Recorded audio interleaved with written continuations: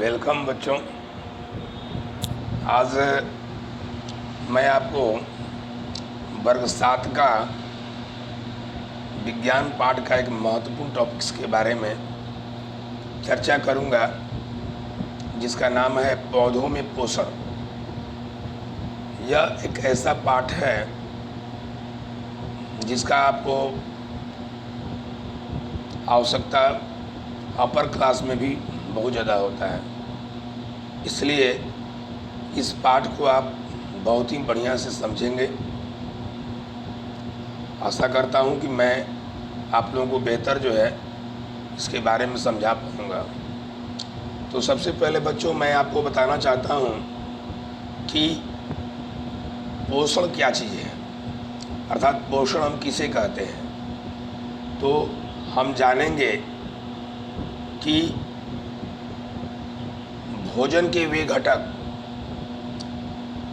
जो हमारे शरीर के लिए आवश्यक होता है उसे हम पोषण कहते हैं। अर्थात जो हम भोजन ग्रहण करते हैं और वे सभी भोजन जो हमारे शरीर के लिए आवश्यक तत्व के रूप में होता है, ये सभी जो है पोषण तत्व होता है, न्यूट्रिएंट्स इसको बोलते हैं। और इस पोषण तत्वों से हमारा शरीर विकसित होता है, डेवलप्ड होता है। अर्थात हमारा शरीर जो है विभिन्न रूपों में, जैसे शारीरिक विकास होना, मानसिक विकास होना, अर्थात कोशिकाओं की वृद्धि और शरीर की सभी क्रिया जिन्हें करने के लिए हमें पोषण तत्वों की आवश्यकता होती है। तो भोजन के रूप में हम इसी न्यूट्रिएंट्स को लेते हैं जो हमारे शरीर के लिए फ़ायदेमंद होता है। आगे हम बच्चों आपको बताएंगे कि पोषण, जिसको मैंने अभी बतलाया, सबसे पहले आपको बताया कि पोषण तत्व अर्थात भोजन के वे घटक जो हमारे शरीर के लिए आवश्यक होते हैं वे पोषक तत्व कहलाते हैं। और उसके बाद आता है पोषण। तो मतलब कि जो आपका न्यूट्रिएंट्स हैं, इन न्यूट्रिएंट्स को जब कोई सजीव अर्थात जीवित प्राणी किसी विधि के द्वारा या स्पेशल मेथड के द्वारा जब इन्हें ग्रहण करते हैं भोजन के रूप में, तब ये पोषण कहलाता है, न्यूट्रिशन कहलाता है। और पोषण के जो है कितने प्रकार होते हैं, तो पोषण के 2 प्रकार होते हैं। पोषण का पहला प्रकार होता है जिसको बोलते हैं हम स्वपोषी पोषण, ऑटोट्रॉफिक न्यूट्रिशन। स्वपोषी पोषण, ऑटोट्रॉफिक न्यूट्रिशन अर्थात पोषण की वह विधि जिसमें जीव अपना भोजन स्वयं संश्लेषित करता है, स्वपोषण कहलाता है। मतलब कि इसके अंतर्गत में जितने हरे पौधे होते हैं, चूँकि हरा पौधा प्रकाश संश्लेषण क्रिया के द्वारा अपना भोजन बनाते हैं, तो इसलिए हरे पौधे जो हैं स्वपोषी पोषण का उदाहरण होंगे।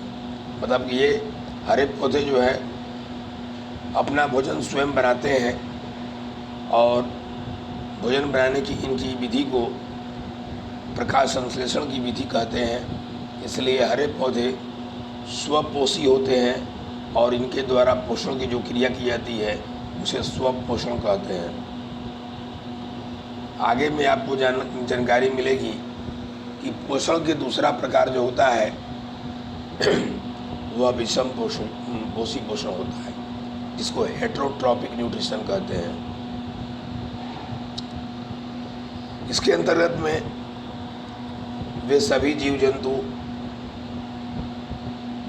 पेड़ पौधे जो अपना भोजन स्वयं नहीं बनाते हैं, अर्थात वे प्रत्यक्ष या अप्रत्यक्ष रूप से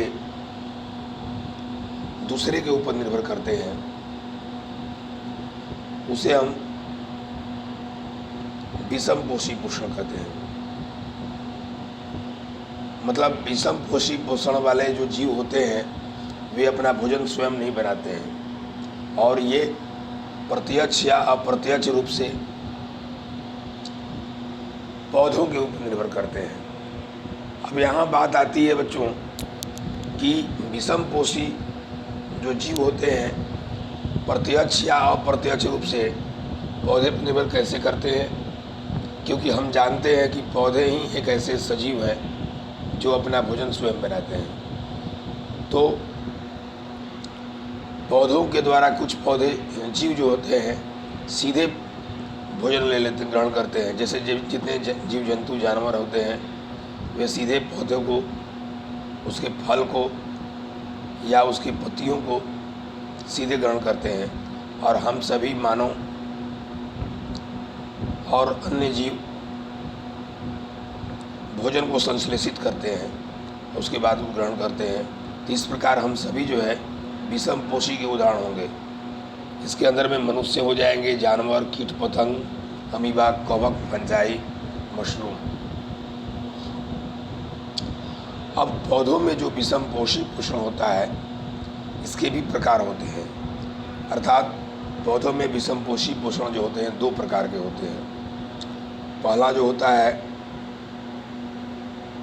होता है वह है आपका मृतजीवी पोषण, जिसको कहते हैं अंग्रेजी में सेप्रोफाइटिक मोड ऑफ न्यूट्रिशन। अर्थात पोषण की वह विधि जिसमें जीव अपना भोजन सड़े गले पदार्थों से करता है। इस प्रकार के पोषण को मृतजीवी पोषण कहते हैं। जैसे मशरूम, कवक, फंजाई इसके उदाहरण होंगे। मतलब कुछ ऐसे जीव होते हैं जो अपना भोजन जो है सड़े गले पदार्थों से ग्रहण करते हैं। इस प्रकार ऐसे जीव जो होते हैं मृतजीवी होते हैं और इनके पोषण की जो क्रिया होती है उसे हम मृतजीवी पोषण कहते हैं। अब आगे बच्चों आपको जो जानकारी मिलेगी परजीवी पोषण के बारे में, जिसको पैरासाइटिक मोड ऑफ न्यूट्रिशन बोलते हैं। तो परजीवी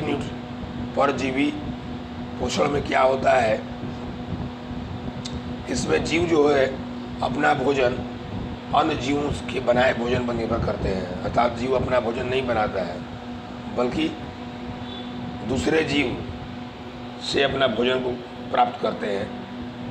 इस प्रकार के पोषण की क्रिया को परजीवी पोषण कहते हैं। जैसे कुछ पैरासाइटिक सूक्ष्म जीव जो है हमारे शरीर में होते हैं, जो हमारे शरीर के जैसे आंत में पाए जाने वाले बहुत से कृमि होते हैं जो अपना भोजन ग्रहण करते हैं। उसी प्रकार कुछ ऐसे पौधे होते हैं जो किसी दूसरे पौधे के ऊपर अपना क्लाइंबिंग करके, चढ़ करके और भोजन ग्रहण करते हैं। जैसे अमरबेल का जो पौधा है जिसको उसकुट्टा बोलते हैं, ये जो है परजीवी पोषण का उदाहरण है। अब आगे आपको मिलेंगे परजीवी और मृतजीवी में अंतर। क्या होता है अंतर परजीवी और मृतजीवी में? जितने परजीवी होते हैं वो अपना भोजन अन्य जीवों से प्राप्त करते हैं। मतलब डायरेक्टली वो भोजन को तो बनाते नहीं हैं, इसलिए वो अपना भोजन जो है दूसरे जीवों के ऊपर से प्राप्त करते हैं। उसके बाद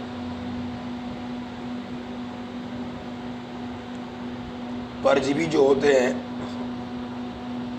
परपोषी के शरीर में होते हैं या उसके ऊपर होते हैं। जितने परजीवी होते हैं या तो शरीर परपोषी जो होता है जिस पर निर्भर करते हैं, जिस जीव पर, उसके शरीर के अंदर होते हैं या तो ऊपर होते हैं। जैसे आप देखे होंगे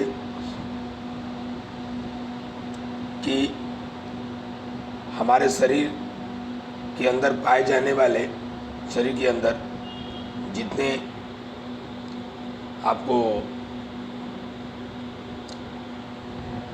शरीर के अंदर पाए जाने वाले जो कृमि हैं, फीता कृमि, गोल कृमि, ये सभी जो है मृतजीवी परजीवी होते हैं, क्योंकि वो शरीर के अंदर हमारे पोषक पदार्थों को भोजन के रूप में ग्रहण करते हैं। और उसके बाद परजीवी शरीर के ऊपर भी होते हैं। जैसे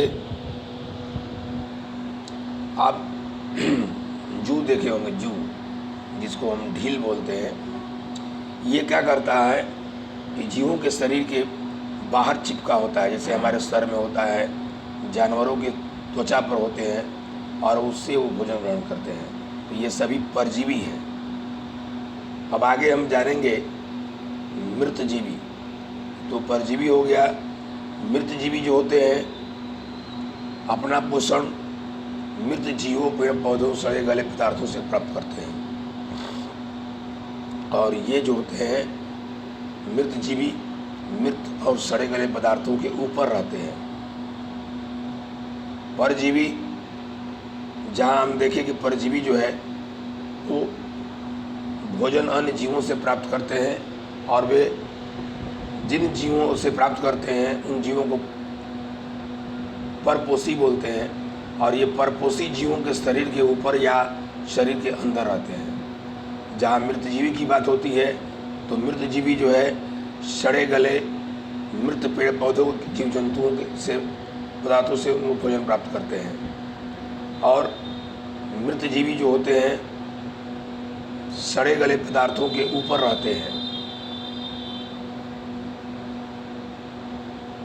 अब बच्चों, एक इम्पोर्टेंट बात आती है आपको बताना कि हमें भोजन की आवश्यकता क्यों होती है, अर्थात हम भोजन क्यों ग्रहण करते हैं।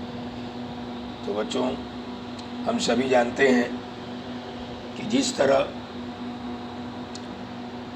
इंजन को चलाने के लिए, किसी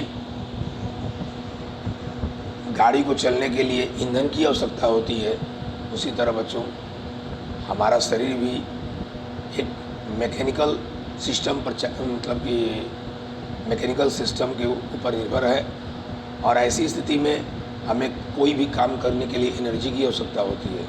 इसलिए भोजन प्राप्त करने की सबसे पहली हमें आवश्यकता काम करने के लिए ऊर्जा की आवश्यकता के रूप में होती है। अर्थात हम कोई भी काम करते हैं तो उसमें ऊर्जा की आवश्यकता होती है, और यह ऊर्जा हमें भोजन से ही प्राप्त होता है। इसलिए शरीर में एनर्जी बरकरार रखने के लिए हमें भोजन की आवश्यकता होती है।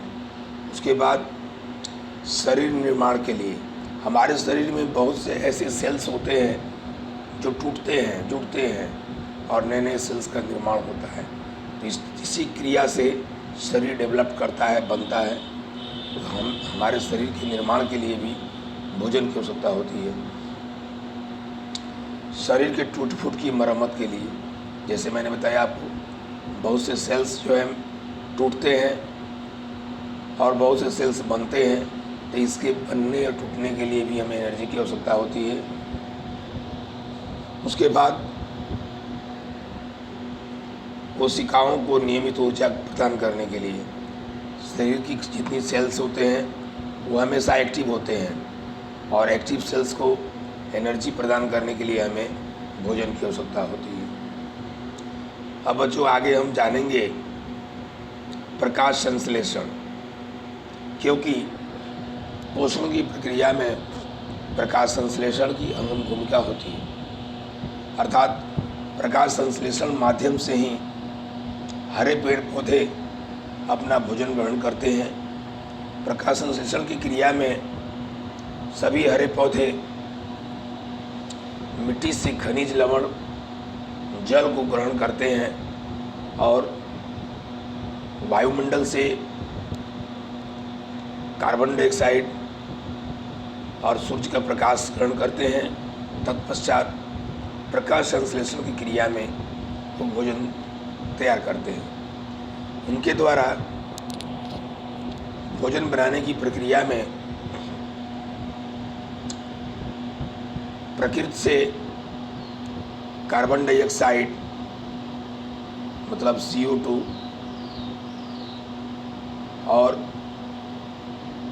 आपके मिट्टी से H2O लिए जाते हैं, और H2O लेने के बाद ये अभिक्रिया करके कार्बन डाइऑक्साइड और जल सूर्य की प्रकाश की उपस्थिति में अर्थात सनलाइट में ये प्रतिक्रिया करते हैं और करने के बाद ये C11H22 और O11 एक तरह कार्बोहाइड्रेट का निर्माण करते हैं और इस क्रिया में ऑक्सीजन गैस मुक्त होता है। अर्थात प्रकाश संश्लेषण क्रिया में जो अभिक्रिया होती है वह अभिक्रिया होती है कार्बन डाइऑक्साइड प्लस जल, अर्थात प्रकृति से वायुमंडल से पेड़ पौधे कार्बन डाइऑक्साइड लेते हैं और मिट्टी से जल को लेते हैं और सूरज की प्रकाश और क्लोरोफिल जो होता है उनकी पत्तियों में उनकी उपस्थिति में अभिक्रिया करके वे कार्बोहाइड्रेट और ऑक्सीजन का निर्माण करते हैं। इसके बाद आप जानेंगे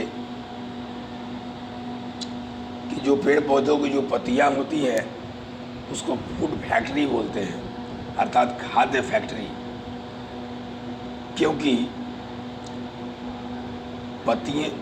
पौधों की पत्तियां बने हुए भोजन या भोजन निर्माण दोनों प्रक्रियाओं में अहम भूमिका अदा करता है।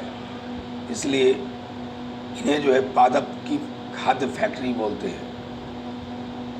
पौधों की पत्तियों में छोटे छोटे रंध्र होते हैं, छिद्र होते हैं। इन छिद्र को स्टोमाटा कहते हैं और ये स्टोमाटा जो होते हैं गैसों को आदान प्रदान करने में मदद करते हैं, अर्थात गैसों के एक्सचेंजिंग करने में मदद करते हैं। जैसे बच्चों देखिए यहाँ ये पत्ती हो गए और पत्ती में जो छिद्र जो होते हैं, बारीक छिद्र जो होते हैं, इसको रंध्र बोलते हैं और इसी रंध्र और इसके बीच में रंध्र द्वार होता है जो हवा का यानी गैसों का एक्सचेंजिंग करने में, आदान प्रदान करने में मदद करता है। इस प्रकार पत्तियों में रंध्र जो होते हैं गैस के एक्सचेंज करने में, गैसों के आदान प्रदान करने में अहम भूमिका अदा करते हैं